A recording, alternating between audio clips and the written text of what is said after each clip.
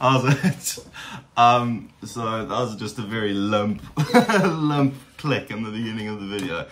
Well, you know, it's back to the usual scheduling, which is great. We've managed to do it.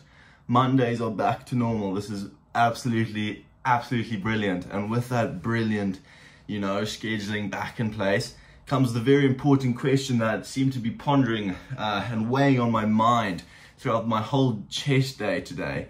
Monday morning chest day, cheeky. And, you know, it's weird because I spent the whole gym session thinking about it and I've come up with some pretty interesting points, I think. So, hear me out.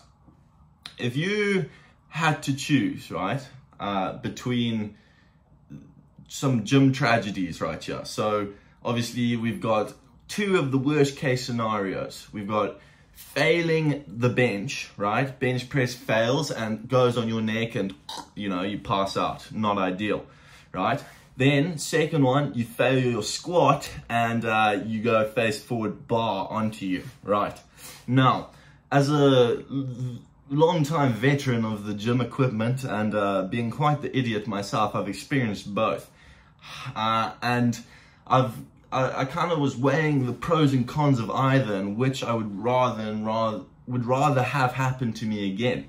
So, in the case of failing a squat and the bar goes forward, now very frightening because you can feel your life flashing before your eyes as the floor gets progressively closer to your face.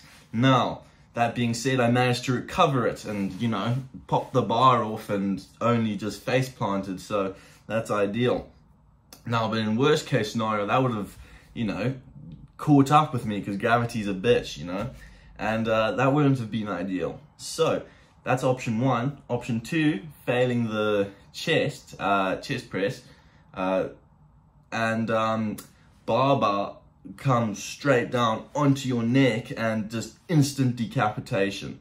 So, at least in my mind, failing the squat is more devastating to your health, as not only will you be paralyzed because the bar is landing on your neck or head, but also your knees will like dislocate, which you don't want. And then for the chest press, if you fail it, just instant decapitation, suffering, finished, you know, end of situation there. So you can also weigh in the very like interesting factors. So you can add in some other factors such as embarrassment. Which one's more embarrassing, failing a squat or failing the bench press? And I personally would most likely go with, that's actually difficult. I think I'd rather fail the bench than the squat, because the squats, you kind of like vulnerable, bum up in the air, you know, it's like a vulnerable state to be in. However, with the chest press, it's at least, you know, you're just, you know, not much else. Now, with all that in mind and all those incredibly important factors in mind, I think I would honestly choose failing the chest press. Although I'm incredibly claustrophobic, something about my kneecaps disappearing frightens me, as I'm sure it frightens most people. So that's my that's my bit of incredibly in-depth and important thought that I went through today in the gym. Which clearly it isn't. But anyway, I hope it's been something to think about. But anyway, let's do a quick breakdown of what we did today in the gym. So chest Monday, lovely. So start off with chest press, incline chest press rather. And as I've said in the previous weeks, is with my bulk and the bulking process, I I'm getting heavier and I'm able to press more. So my working sets were 80 kgs instead of the normal 60, which is good. You know, just making sure I still get that minimum of 8 reps. 8 to 12 reps is the rep range I kind of look for. And yeah, otherwise, no complaints with chest press. Just kind of warmed up with some push-ups, did the chest press, just really got a nice pump off of it, really felt my upper chest activating. And also my front delts, and who doesn't want front delts? Bigger front delts. So we moved on to do some incline flies, I believe, which again, probably my favorite chest movement. Just really focused on that squeeze at the top, bringing your elbows in towards each other to, you know, squeeze in the middle of your chest and bring in the nice striations. Which on that note is quite cool. Like, they've started to come at the top of my chest now, which means all this incline chest press and all these incline exercises are in fact growing my upper chest.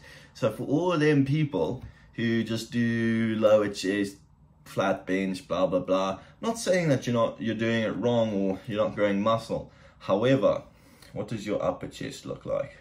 That's the real question. Are you just chilling with man boobs, or do you have a nice upper chest that looks full and completed? Right. So then we did standing cable press and the downward version for lower chest as well as our finisher. And I believe we were weighing 93 kilo this morning, which means this is now the highest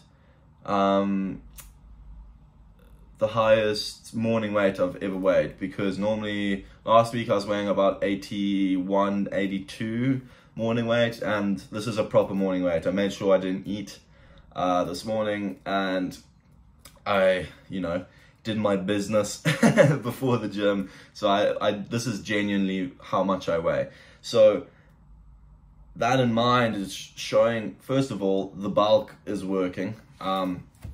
Second, obviously, with the bulk comes a bit of like devastation in the fact that, you know, I'm not as lean as I was. I'm not really, you know, as aesthetic as I used to look. However, I'm not, by no means am I like still not lean, and I need to get even bigger and bulkier because, you know, honestly, I want to hit that 100 kg mark, you know, get that 225 under the belt. And I'm not going to be able to do that by cutting down again. And honestly, I think by the time I hit that 225 and then I cut again, I'm incredibly curious to see what my lean morning weight will be. So that will be like my actual muscle mass. Oh, shit.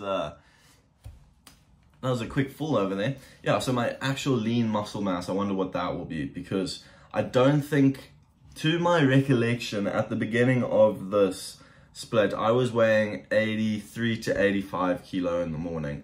And I would assume that's pretty much, because I was bare lean, like way too lean actually. Like, it was probably hindering my progress so much. And now that I think back on it, I also just feel like better now. I feel so much like healthier, so much more energetic and like enthusiastic about life, because, you know, I have energy because I eat so much. And it's funny because I always, as far as I can remember back, I always just didn't eat meals. Like, I wouldn't have breakfast because it was too early, and I didn't like eating breakfast in the morning because, you know, you feel bloated. And then I'd have like a late lunch, and then I'd have like an excuse of a dinner. And ever since I've been eating proper breakfast, proper lunch, proper dinner, and snacks between, you know, obviously proof in the pudding, your boy has gotten bigger. So people who claim that they, you know, it's hard for me to gain weight, blah, blah, blah, bro, eat more. Like, literally, I was that guy. I was the one going, oh, I can't gain weight, blah, I can't like bulk. Yes, you can. You're just not eating enough. I'm eating like 5,000 calories a day. That's so much food. But you know, proof is in the pudding. Well, anyway, I hope that's been a little bit of food for thought and entertaining at the very least with all that kerfuffle in the beginning. That being said, take everything I say with a grain of salt, because I'm no genius, no scientist, no doctor. I'm just some fella. And yeah, I hope it's been interesting, and it's at the very least a little bit of food for thought, and you can implement a smidgen into your life. Anyway, thanks for watching, and we'll see you tomorrow.